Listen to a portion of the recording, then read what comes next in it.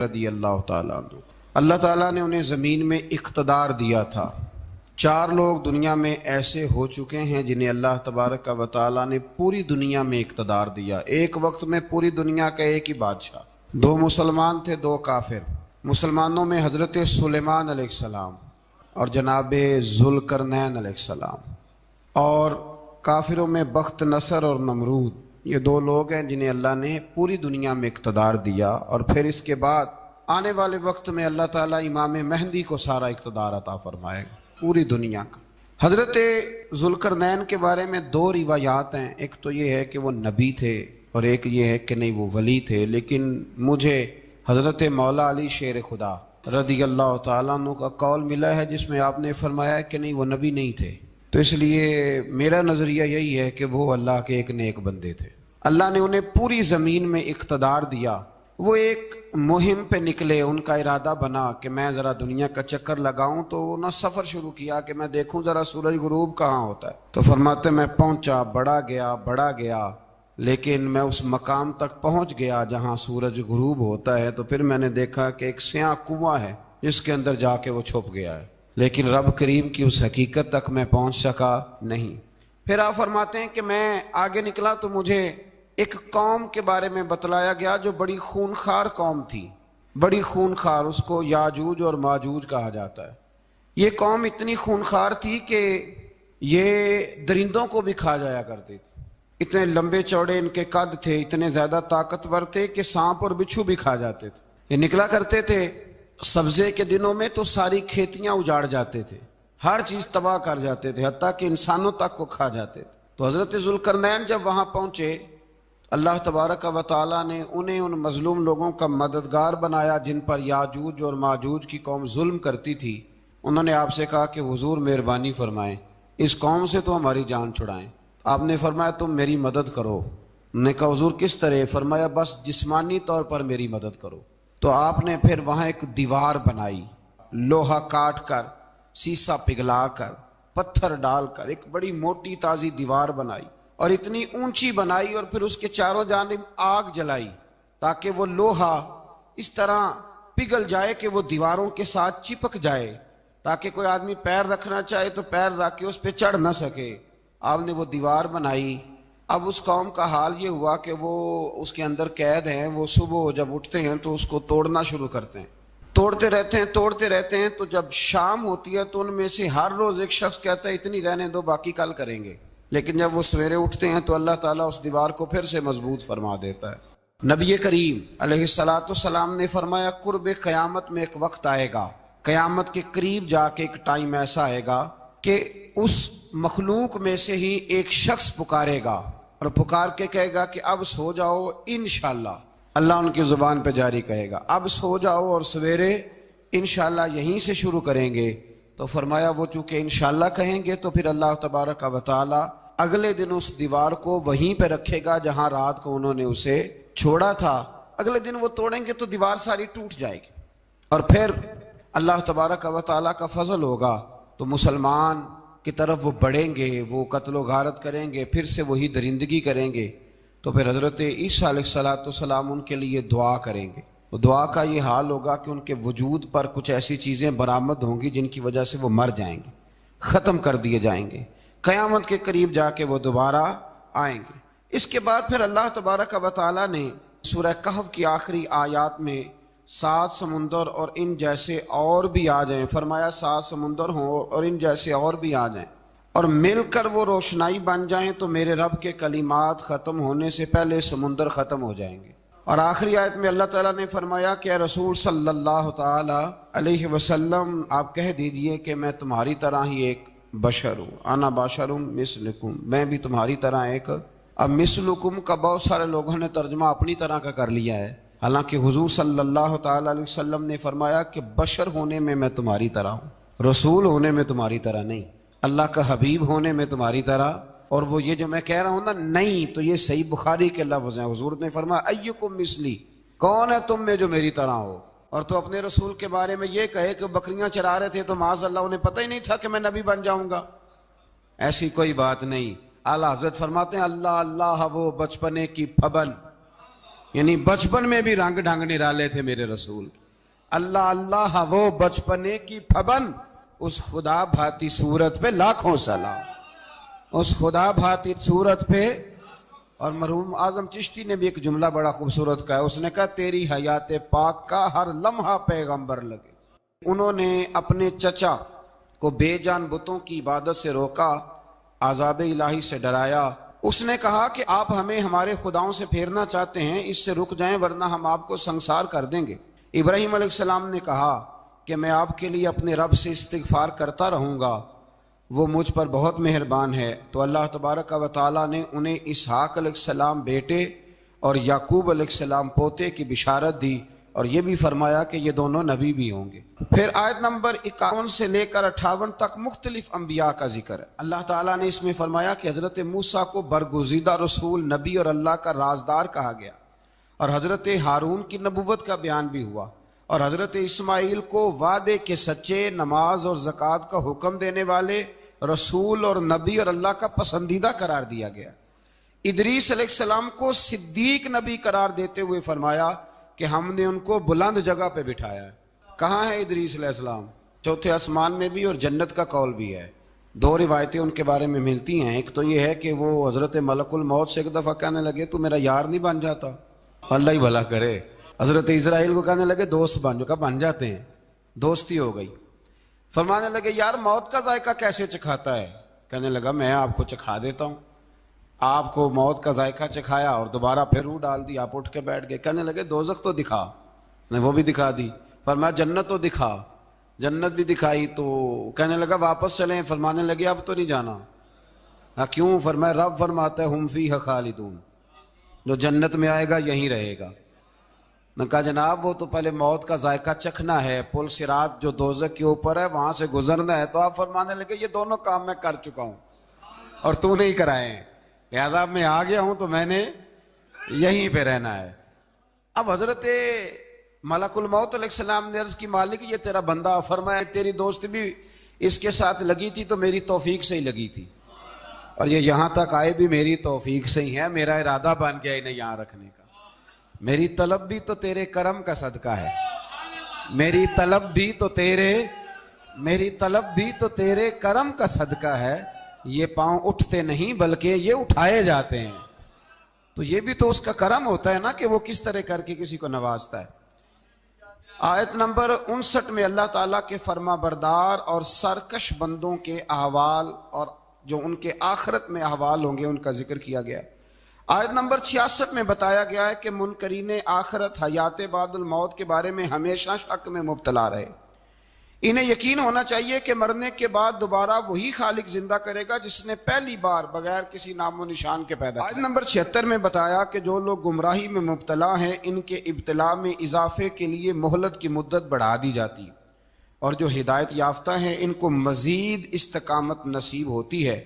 اللہ کے ہاں ثواب اور انجام خیر کے اعتبار سے باقی رہنے والی نیکیاں سب سے زیادہ بہتر، ایسی نیکیاں کریں جو باقی رہیں ہمیشہ، کیا کہتے ہیں صدقہ جاریہ۔ آیت نمبر 81 میں فرمایا کہ مشرکین اس امید پر اللہ کے سوا معبودان باطل کی عبادت کرتے ہیں کہ مشکل میں ان کی مدد کریں گے، فرمایا ہرگز نہیں، وہ ان کے دشمن بن کے عبادت کا انکار کریں گے۔ آیت نمبر 88 میں بتایا کہ کفار نے اللہ کی طرف اولاد کی نسبت کر کے نہایت سخت بات کی۔ یہ تو اتنا سنگین جرم ہے کہ اس سے آسمان پھٹ پڑے، زمین شک ہو جائے اور پہاڑ ریزہ ریزہ ہو جائیں۔ مزید فرمایا کہ آسمان اور زمین میں جو کوئی بھی ہے سب اللہ کے حضور بندے بن کے حاضر ہوں گے۔ آیت نمبر 97 میں فرمایا جو لوگ ایمان لائے اور نیک کام کیے عنقریب رحمان لوگوں کے دلوں میں ان کی محبت پیدا فرما دے۔ یہ جو شرک والا معاملہ ہے نا یہ بڑا سادہ سا ہے۔ کچھ لوگ آج نئے فلسفی اٹھے ہیں تو وہ کچھ عجیب و غریب سی باتیں دہریوں جیسی کرنے لگے ہیں، اور بعض مضامین ہم دیکھتے ہیں تازے جو چھپتے ہیں ان کے اندر بھی وہ اشارتاً کنایاتاً مذہب کی بنیاد پر تقسیم نہیں ہونی چاہیے، انسان بحیثیت انسان قابل تکریم ہے۔ تو ایک بات سمجھ لیں کہ جو مکان کی رجسٹری آپ کے نام ہے اگر کوئی اور دعویٰ کرے اس کا تو آپ کو برداشت ہے؟ یہ ہو نہیں نہ سکتا میاں۔ ملک میں وزیر کئی ہو سکتے ہیں پر وزیر اعظم ایک ہوتا ہے، اس کو سمجھ لیں۔ تو جب اللہ کی توحید میں کو کسی کو شریک ٹھہراتا ہے تو وہ بہت بڑا جرم کرتا ہے، وہ بہت بڑا جرم کرتا ہے۔ یوں سمجھ لیں کہ جیسے آپ کی 5 مرلے کی زمین پہ کوئی آ کے قبضہ کرے، اسے مار دینے کو دل کرتا ہے۔ اس لیے یہ ساری زمین رب کریم کی ہے، آسمان و زمین کا خالق اور مالک۔ تو شرک ناپسندیدہ بات، ناپسندیدہ۔ سورہ طٰہٰ شروع ہوتی ہے۔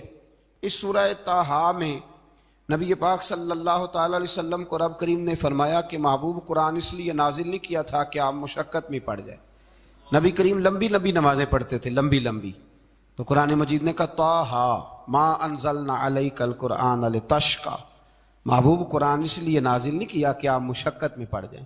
حضور لوگوں کو بڑی جد و جہد کے ساتھ دین کی طرف بلاتے تھے، تو کہا محبوب قرآن اس لیے نازل نہیں کیا تھا کہ آپ مشقت میں پڑ جائیں، آپ تو مشقت کرنے لگ گئے۔ وہ یا رب اپنے محبوب کو کہہ رہا ہے، جیسے سورہ مزمل میں بات ہوئی نا کہ محبوب تھوڑا آرام بھی فرما لیا کر، محبوب تھوڑا آرام بھی فرمائے۔ پھر فرمایا کہ یہ قرآن نصیحت کے لیے نازل ہوا ہے، اور اللہ ظاہر و باطن سب کو جانتا ہے، اور وہ وحدہ لا شریک ہے، اور سارے اچھے نام اسی کے ہیں۔ آیت نمبر 10 میں فرمایا کہ مدین سے واپسی کے سفر کے دوران موسیٰ علیہ السلام اس واقعے کا بیان کیا کہ وہ اپنی جگہ پر رکے ہوئے تھے، تو وہیں انہیں غیب سے ندا آئی کہ موسیٰ میں آپ کا رب ہوں، آپ وادی مقدس میں ہیں تو ادباً اپنے جوتے اتار دیجئے، میں نے آپ کو چن لیا ہے، میرے پیغام وحی کو توجہ سے سنیے، میں اللہ وحدہ لا شریک ہوں، میری بندگی کیجیے، میری یاد کے لیے نماز قائم کیجیے، قیامت آنے والی ہے، اسی کی طرف آپ توجہ فرمائیے۔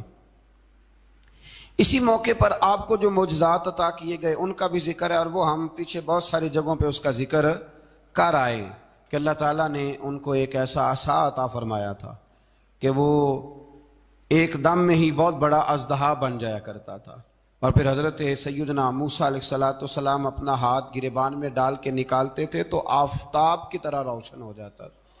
اقبال کہتے ہیں ید بیضا لیے بیٹھے ہیں اپنی آستینوں، ید بیضا لیے، چمکتے ہوئے ہاتھ ہیں ان کے، تو یہ اپنی آستینوں میں چھپا کے بیٹھے ہیں۔ پر اقبال نے یہ ولیوں کے لیے کہا ہے، نہ پوچھ ان خرقہ پوشوں کی، ارادت ہو تو دیکھ ان کو، ارادت ہو تو محبت کے ساتھ دیکھ، تنقید کے ساتھ تو پتہ ہے پھر بندے کو کوئی شے نہیں ملتی، آنکھیں گونگ ہو جاتی۔ ارادت ہو تو دیکھ ان کو، ید بیضا لیے بیٹھے ہیں اپنی آستینوں میں۔ پھر اللہ تعالیٰ نے نا حضرت موسیٰ علیہ السلام کو حکم دیا تھا کہ فرعون کو دعوت دیں، تو حضرت موسیٰ نے دعا مانگی جو آیت نمبر 25 اور 28 میں موجود ہے، رب اشرح لی صدری ویسر لی امری واحلل عقدۃ من لسانی یفقہوا قولی، اے میرے رب میرے لیے میرا سینہ کھول دے، میرے لیے میرا کام آسان کر دے، میری زبان کی گرہ کھول دے تاکہ وہ لوگ میری بات کو سمجھ سکیں۔ یہ آپ نے دعا فرمائی، اور آگے جا کے مزید آپ نے التجا کی کہ میرے خاندان میں سے میرے بھائی ہارون کو اس مشن میں میرا وزیر بنا دے تاکہ مجھے تقویت ملے، اور اسے میرا شریک کار بنا دیجیے۔ اللہ تعالیٰ نے ان کی اس دعا کو قبول فرما لیا۔ آیت نمبر 38 سے حضرت موسیٰ علیہ السلام کی پیدائش کا ذکر ہوتا ہے، اور یہ تقریباً آیت نمبر 76 تک چلتا ہے۔ واقعہ آپ نے پہلے بھی سنا ہوا ہے، اپنے لفظوں میں میں بھی عرض کیے دیتا ہوں۔ فرعون کو اس نے وہ خواب دیکھ لیا تھا کہ ایک ستارہ اٹھے گا اور پھر وہ گرے گا تو میری ساری سلطنت کو تباہ کر دے گا۔ نجومیوں سے اس نے پوچھ لیا، اس نے کہا کہ ایک بچہ پیدا ہوگا جو تیری سلطنت کو تباہ کرے گا۔ چاہیے تو یہ تھا کہ وہ توبہ کرتا، لیکن اس نے کیا کیا کہ اس نے بچوں کو قتل کرانا شروع کیا۔ یذبحون ابناءکم، ذبح کرا دیتا تھا تمہارے بیٹوں کو، اور بچیوں کو وہ زندہ رکھتا تھا۔ اللہ تبارک و تعالیٰ کی قدرت دیکھیے، رب بڑا ہی کریم ہے۔ آپ یقین کریں مولا کے دینے کے انوکھے ہی انداز ہیں۔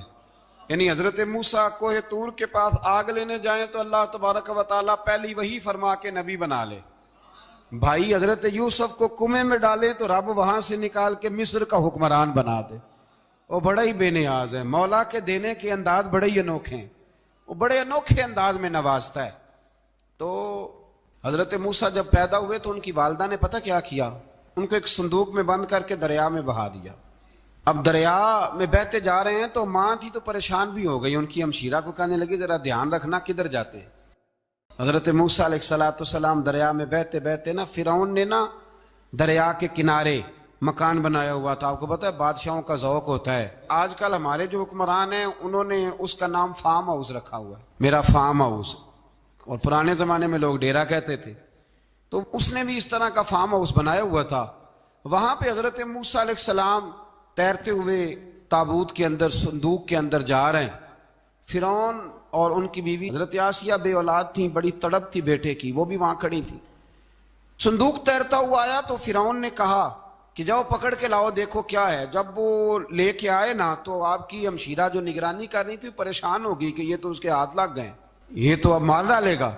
لیکن جب خوبصورت اور چمکتا ہوا بچہ دیکھا تو بی بی آسیہ کہنے لگی یہ بنی اسرائیل کا ہے ہی نہیں, یہ تو پتہ نہیں کہاں سے بہتا ہوا یہاں آ گیا ہے, تو ایسے ہی چھوڑ, یہ پتہ نہیں کہاں سے رکھ نہ لیں. تو حضرت موسیٰ علیہ السلام وہ کہنے لگا نہیں انہی کے ہیں, موسیٰ علیہ السلام اسی کے ہیں. تو آسیہ کہنے لگی تیرے تو سر پہ نا بس بھوت ہی سوار ہو گیا, ہر وقت وہی لوگ تجھے یاد رہتے ہیں, پتہ نہیں کہاں سے بہ کے آیا. اب رکھ لیا, مان گیا فرعون. آپ فرعون کے گھر میں جو اس لیے بچے مروا رہا تھا کہ میری سلطنت حضرت موسیٰ پیدا نہ ہو جائیں, تو اسی کے گھر میں پرورش پانے لگے, اسی کے گھر میں. اب عورتیں منگائیں گئی دودھ پلانے کے لیے, تو حضرت موسیٰ علیہ السلام کسی بی بی کا دودھ نہیں پیتے, تو آپ کی ہمشیرہ نہ وہیں دائیں بائیں گھومتی رہتی. تو کہنے لگی جناب آسیہ سے کہ میں ایک بی بی کو جانتی ہوں, بڑی صاف ستھری ہے, مجھے امید ہے یہ بچہ اس کا دودھ پیے گا. تو فرعون کہنے لگا دوڑ کے لا. تو وہ اپنی والدہ کو لے کے آئیں تو حضرت موسیٰ نے فوراً دودھ پینا شروع کر دیا. فرعون کو پھر تھوڑا شک ہوا. ایک روایت یوں بھی لکھی ہے بعض لوگوں نے کہ فرعون ایک دن اٹھایا ہوا تھا حضرت موسیٰ کی ابھی تھوڑی سی عمر تھی, تو آپ نے اس کی داڑھی پکڑ کے تو ایک گھونسا دے مارا. جلالی تو شروع سے ہے نا. تو کہنے لگا آسیہ تو مان نہ مان یہ بچہ وہی ہے. تو حضرت بی بی آسیہ کہنے لگی کہ تجھے غلط فہمی ہے, یہ وہ نہیں ہے. اس نے کہا دیکھو نا یہ تو اٹھاتی ہے تو پیار کرتا ہے, اور میرے جب قریب آتا ہے تو اس کے لب و لہجے میں تلخی محسوس کرتا ہوں. اس نے کہا بچوں کو کیا پتا. خیر ایک طرف اس نے کھانے پینے کی چیزیں رکھ دی, ایک طرف انگارے رکھ دیے. وہ بھی حضرت آسیہ کہتی ہیں کہ تجھے سمجھ آئے بچے بچے ہوتے. حضرت موسیٰ بچے تو تھے پر تھے تو اللہ کے نبی نا, اللہ کے نبی تھے. جب اس نے کہا نا یہ بچے ہیں, تو حضرت موسیٰ علیہ السلام بجائے انگاروں کی طرف جانے کے نبی تھے, وہ سیدھے کھانے پینے والی چیزوں کی طرف بڑھنے لگے. فرعون کہنے لگا اب بتا. اللہ تعالیٰ نے حضرت جبریل کو بھیجا, انہوں نے کہا ادھر نہیں جانا آپ ادھر جائیے. تو آپ آگ کی طرف گئے اور ایک کوئلہ اٹھا کے زبان پہ رکھ لیا. تو آسیہ کہنے لگی سمجھ آئی, بچے کو کیا پتا کدھر جانا ہے کدھر نہیں جانا. اگر وہ اتنا ہی خیال ہوتا وہی بچہ ہوتا تو آگ. اور بعض مفسرین نے لکھا ہے یہ جو حضرت موسیٰ دعا مانگتے تھے نا ربی شرح لی صدری ویسر لی امری, یہ وہ آگ کا انگارہ جب کوئلہ منہ میں رکھا تھا نا تو اس کی وجہ سے زبان میں کچھ لکنت آ گئی. تو آپ دعا کرتے تھے کہ یا اللہ میری زبان کی وہ بند گرا کھول دے تاکہ میں کھل کے فرعون کے سامنے بات کر سکوں. وہیں حضرت موسیٰ پلنے لگے, وہیں پلے, وہیں جوان ہوئے, وہیں اللہ نے ساری دولتیں دی. بہن بھی ملی, ماں بھی ملی, اور سارے عزیزوں کا پیار بھی ملا. اسی گھر کے اندر اللہ نے پرورش کر کے فرعون کے ظلم سے بنی اسرائیل کو نجات عطا فرمائی. آج نمبر 77 سے موسیٰ علیہ السلام کو حکم ہوا کہ راتوں رات بنی اسرائیل کو لے کے نکل جائیں. انہیں اللہ کی طرف سے یقین دلایا گیا کہ ان کے لیے سمندر میں خشک راستہ نکال لیا جائے گا. فرعون نے ان کا تعاقب کیا اور سمندر میں غرق کر دیے گئے. اس مقام پر اللہ تعالیٰ نے بنی اسرائیل پر اپنے احسانات کا ایک بار پھر ذکر فرمایا. حضرت سعد بن ابی وقاص رضی اللہ تعالیٰ عنہ بھی ایک دن جہاد کے لیے نکلے تو رستے میں سمندر آ گیا. حضرت موسیٰ کی قوم کو نا سمندر نے رستہ دیا تھا. تو جناب سعد بن ابی وقاص سمندر کے کنارے کھڑے ہو کے اب وہ لوگ پوچھنے لگے حضور کیا کرنا ہے. فرمایا کرنا کیا ہے, ابھی دیکھیں کیا ہوتا ہے. تو فرمانے لگے وہ سمندر و دریا اگر تو حضرت موسیٰ کی نافرمان قوم کو رستہ دیتا ہے تو ہم تو رسول اللہ کے فرما بردار غلام ہیں, ہمیں بھی رستہ دے. تو 12 رستے بن گئے دریا میں سے. جناب سعد بن ابی وقاص لشکر لے کے گزر گئے, باہر گئے تو ایک دفعہ پھر صحابہ کو یقین دلایا. فرمایا کسی کی کوئی چیز تو نہیں رہ گئی دریا میں. دشت تو دشت ہیں دریا بھی نہ چھوڑے ہم, بحر ظلمات میں دوڑا دیے. اب میں کیا کروں, علامہ اقبال نے ہر جگہ کلام لکھا ہے, ہر جگہ. یہ آپ کو پتہ نا ایک صاحب مجھے بھی سمجھا رہے تھے, میں نے جمعے میں بھی وضاحت کی, کہنے لگے آپ اقبال کی بڑی تعریفیں کرتے ہیں. میں نے کہا مجبوری ہے، وہ کام ہی تعریفوں والے کرتے ہیں تو ہو جاتی ہیں، کیا کیا جائے. عام دام برسر مطلب. تو حضرت سعد بن ابی وقاص نے پوچھا کچھ رہ تو نہیں گیا؟ کہا جناب پیالہ رہ گیا میرا مٹی کا دریا میں. تو حضرت سعد بن ابی وقاص کہنے لگے کوئی مسئلہ نہیں، ہم رسول اللہ کے غلام ہیں. اور اس پر بڑی دلائل ہیں، وقت نہیں ہے آگے بڑھنا ہے. فرمایا او دریا، او ہمارا پیالہ تو واپس کر دے. تو ایک لہر آئی تو پیالہ بھی کنارے پہ پھینک گئی. تو اللہ تعالیٰ نے حضرت موسیٰ علیہ السلام کو کی قوم کو وہاں سے نجات دی. آیت نمبر 85 سے سامری کا ذکر ہے. سامری ایک جادوگر تھا.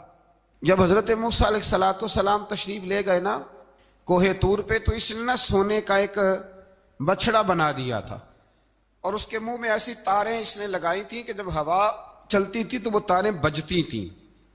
مفسرین نے لکھا ہے. تو بنی اسرائیل والوں کو یہ کہتا تھا دیکھو یہ بولتا ہے.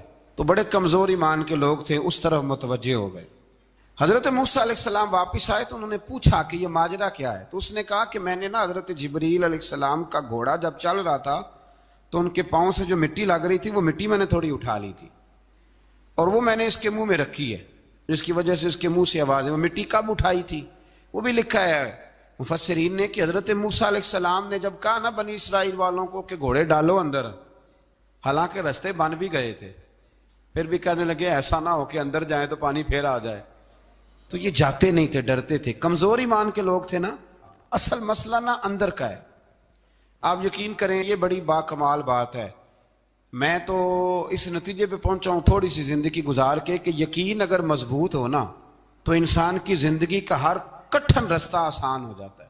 لیکن جن لوگوں کے اندر مسائل بہت زیادہ ہوتے ہیں ان کے لیے بیرونی کوئی کام کرنا بھی بڑا ہی مشکل ہوتا ہے. تو یہ لوگ کہنے لگے کیسے اندر جائیں گے تو پھر نہ پانی مل جائے. تو حضرت جبریل امین آئے گھوڑی پہ بیٹھے ہوئے، انہوں نے آگے آگے گھوڑی دوڑائی. تو آگے گھوڑی دوڑی تو ان کے گھوڑے خود بخود پیچھے دوڑ پڑے. حضرت سیدنا جبریل کی گھوڑی جہاں پیر رکھتی تھی وہاں سے سبزہ اگتا تھا. سامری جادوگر تھا، حیرت انگیز چیزوں کو جمع کر لیتا تھا. اس نے وہ جمع کر کے رکھ لی اور بچڑا بنا دیا. تو حضرت موسیٰ علیہ السلام نے جب اس سے پوچھا تو اس نے یہ بات بتائی اور کہنے لگا یہ تدبیر مجھے میرے نفس نے سجائی تھی. حضرت موسیٰ نے اس سے کہا تو یہاں سے چلا جا، زندگی میں تیرے لیے وحشت کی سزا ہے اور تیری سزا کا وقت آخرت میں مقرر ہے. وحشت کا بھی عذاب ہوتا ہے کچھ لوگوں کو وحشت کا عذاب یہ ہوتا ہے. یعنی انسان ہر وقت خوف زدہ رہے. آیات بتاتی ہیں کہ اس پر کون سا عذاب ہے، اس پر ایک وحشت طاری رہے. اللہ سے دعا مانگیں اللہ تبارک و تعالی ان ساری آزمائشوں سے ہمیں محفوظ فرمائے. اسی تسلسل میں پھر قیامت اور سور پھونکے جانے کا ذکر ہے. آیت نمبر 105 سے فرمایا کہ لوگ آپ سے پہاڑوں کے متعلق سوال کرتے ہیں، آپ ان سے کہہ دیجئے میرا رب انہیں ریزہ ریزہ کر دے گا اور پوری زمین ہموار میدان کی طرح ہو جائے گی. آیت نمبر 109 میں قیامت کی ہولناکیوں کا ذکر ہوا اور فرمایا آج اللہ کی بارگاہ میں کسی کو مجال شفاعت نہیں ہوگی سوائے اس کے جسے وہ اذن شفاعت عطا کرے اور جس کے قول سے وہ راضی ہو. آیت نمبر 110 سے اکڑی گردنوں کے حی و قیوم کے سامنے جھکنے، ظالموں کے نامراد ہونے اور مومنین صالحین کے کامیاب ہونے کا ذکر ہے. آیت نمبر 114 میں علم میں اضافے کی تعلیم کے لیے دعا ارشاد فرمائی گئی ہے جو بڑی معروف ہے، رب زدنی علما. آیت نمبر 115 سے اس بات کا ذکر ہے کہ آدم علیہ السلام جو جنت میں درخت کے قریب چلے گئے تو یہ ان کی بھول اور اجتہادی خطا تھی. اللہ نے خود وضاحت فرما دی اور انہوں نے قصداً اللہ کے حکم کی نافرمانی نہیں کی. آدم علیہ السلام کو جنت میں داخل کر کے بتایا کہ یہاں نہ بھوک لاحق ہوگی، نہ بے لباسی ہوگی، نہ پیاس لگے گی، نہ ہی دھوپ کی تپش محسوس ہوگی، اور یہ کہ آپ اپنے دشمن شیطان کی چالوں سے بچے رہیں گے. اس مقام پر قرآن نے اس موضوع کو پھر بیان کیا کہ شیطان نے وسوسہ ڈالا اور مخلص اور ہمدرد کا روپ دھار کر ان کو بہکایا. انہوں نے ممنوع درخت سے کھا لیا سو ان کے ستر کھل گئے اور جنت کے پتوں سے اپنے ستر کو ڈھانپنے لگے. پھر اللہ نے ان کی توبہ قبول کی اور جنت سے زمین پر بھیج دیا۔ آیت نمبر 124 سے اللہ تعالیٰ نے فرمایا جو ہماری یاد سے غافل رہے گا ہم اس کے لیے معیشت تنگ کر دیں گے۔ وَمَنْ أَعْرَضَ عَنْ ذِكْرِي فَإِنَّ لَهُ مَعِيشَةً ضَنْكًا، جو ہماری یاد سے غافل ہوگا اس کے لیے زندگی اس پر اللہ تبارک و تعالیٰ ہر وقت اپنی یاد کی توفیق عطا فرمائے۔ آیت نمبر 130 سے اللہ تعالیٰ نے ارشاد فرمایا ان کی باتوں پر صبر کیجیے، سورج کے طلوع اور غروب ہونے سے پہلے اپنے رب کی حمد کے ساتھ تسبیح پڑھتے رہیے، اور رات کے بعض اوقات میں اور دن کے حصوں میں بھی تسبیح پڑھتے رہیے، تاکہ آپ کا رب راضی ہو جائے اور آپ بھی راضی ہو جائیں۔ مزید فرمایا کہ اپنے اہل خانہ کو نماز کا حکم دیں اور خود بھی نماز پر قائم رہیں، اور نیک انجام صرف تقوی پر کاربند لوگوں کے لیے۔ لوگ کیا کہیں گے؟ لوگوں کے لیے الزام لگانا، پراپوگنڈا کرنا بڑا ہی آسان کام ہے۔ دو ہی تو کام دنیا میں آسان ہے، ایک بدگمانی کرنا اور ایک غیبت کرنا، اور اتنا مزیدار کام ہے کہ آپ ساری دیہڑی کرائیں، کوئی بندہ تھکنے کو تیار معاذ اللہ ثم معاذ اللہ سارا دن۔ اور اگر آپ کہیں کہ اللہ کا ذکر کرو، تسبیح لے لو، صرف 500 دفعہ درود شریف پڑھ لو، تو پھر کیا بنے گا؟ کام یاد آ جائے گا، بہت سارے لوگوں نکل لیں گے۔ کبھی کبھی کچھ چیزیں بڑی یاد رہ جاتی ہیں۔ ایک شاعر نے ایک شعر کہا تھا، میری تھوڑی سی شعری ذوق ہے تو مجھے دلچسپی ہے، رہ جاتی ہیں کچھ باتیں ذہن میں۔ ایک دفعہ ہمارے ایک دوست کے بارے میں کچھ پراپوگنڈا ہونے لگا، تو میں نے انہیں ایک شعر لکھ کے بھیجا، مجھے یاد تھا، میں نے ایک شعر لکھا۔ کسی شاعر نے کہا تھا کہ مخلوق تو فنکار ہے اس درجہ کے پل بھر میں، سنگے در کعبہ سے بھی اصنام تراشے۔ کعبے کے اندر سے مٹی لے کے لوگ بت بنا لیتے اور اللہ کا شریک بناتے ہیں۔ تو کہنے لگا شاعر کہ مخلوق تو فنکار ہے اس درجہ کے پل بھر میں، سنگے در کعبہ سے بھی اصنام تراشے، تم کون ہو کیا چیز ہے داغ کبابی، لوگوں نے تو مریم پہ بھی الزام تراشے۔ لوگ تو منٹ لگاتے ہیں، وہ جو رہی مسجد میں، پلی مسجد میں، لوگوں نے الزام لگانے کا وقت آیا تو الزام لگا دیا، سید عائشہ صدیقہ پہ لگا دیا، صدیق کی بیٹی اور صدیقہ۔ آپ سوچ سکتے ہیں کہ لوگ کہاں تک جاتے ہیں اور باتیں کہاں تک پہنچتی ہیں۔ تو یہ میرے رب کریم کا فضل اور کرم ہے کہ جناب مریم کی برات کا اعلان بھی قرآن نے کیا، اور حضرت عائشہ صدیقہ کی برات کا اعلان بھی قرآن پاک نے فرمایا، یہ بھی قرآن مجید نے فرمایا ہے۔ اور کل پرسوں بھی بات ہو رہی تھی حضرت یوسف علیہ السلام کی، تو الزام تو لگتے رہتے ہیں۔ تو میں نے اس دن بھی سوال کیا تھا، پھر دہراتا ہوں کہ غلطی کیا تھی حضرت یوسف کی؟ کبھی کنواں اندھیرا، کبھی بھائیوں کے تھپڑ، کبھی مصر کا بازار، اور ذرا سوچو تو صحیح، جب بولیاں لگتی ہیں انسان کی تو کیا حال ہوتا ہے۔ اور پھر ذرا یہ بھی تو دیکھو نا کہ جب زلیخا نے الزام لگایا تو پھر کیا حال ہے، اور پھر 12 سال کی جیل پر رب فرماتے ہیں شانیں میں نے یوسف کو ہی عطا فرمائی ہیں۔ تو حضرت مریم سلام اللہ علیہا جب وہ بیٹا لے کے گئی ان کے پاس، تو انہوں نے کہا یہ کہاں سے آ گیا؟ آپ فرمانے لگی میں نے تو چپ کر روزہ رکھا ہوا ہے، اسی سے پوچھ لو یہ کہاں سے آیا ہے، یہی بتائے گا۔ پنگوڑے میں تھے حضرت عیسیٰ علیہ السلام، پنگوڑے میں۔ تو قرآن مجید کہتا ہے کہنے لگے قال انی عبد اللہ، حضرت عیسیٰ بولے اور بول کے کہنے لگے میں اللہ کا بندہ ہوں، اور آتانی الکتاب، خالی نہیں آیا، کتاب ساتھ لے کے آیا ہوں، وجعلنی نبیّا، اور اس نے مجھے نبی بنا کے بھیجا ہے۔ تو حضرت عیسیٰ علیہ السلام پنگوڑے میں ہیں تو کلام فرما رہے ہیں، اپنے نبی ہونے کا اعلان فرما رہے ہیں۔ اب اس بندے کے قریب جا کے اس سے سوال کرنے کو دل نہیں کرتا جو نبی پاک کے بارے میں کہتا ہے 40 سال کے بعد نبی بنے۔ یہاں پنگوڑے میں حضرت عیسیٰ کلام کریں، پنگوڑے میں، اور وہ پنگوڑے میں کہے میں نبی ہوں، اور تو اپنے رسول کے بارے میں یہ کہے کہ بکریاں چرا رہے تھے تو معاذ اللہ انہیں پتہ ہی نہیں تھا کہ میں نبی بن جاؤں گا۔ ایسی کوئی بات نہیں۔ اعلیٰ حضرت فرماتے ہیں اللہ اللہ وہ بچپنے کی پھبن، یعنی بچپن میں بھی رنگ ڈھنگ نرالے تھے میرے رسول۔ اللہ اللہ وہ بچپنے کی پھبن، اس خدا بھاتی صورت پہ لاکھوں سلام، اس خدا بھاتی صورت پہ۔ اور مرحوم اعظم چشتی نے بھی ایک جملہ بڑا خوبصورت کہا ہے، اس نے کہا تیری حیات پاک کا ہر لمحہ پیغمبر لگے۔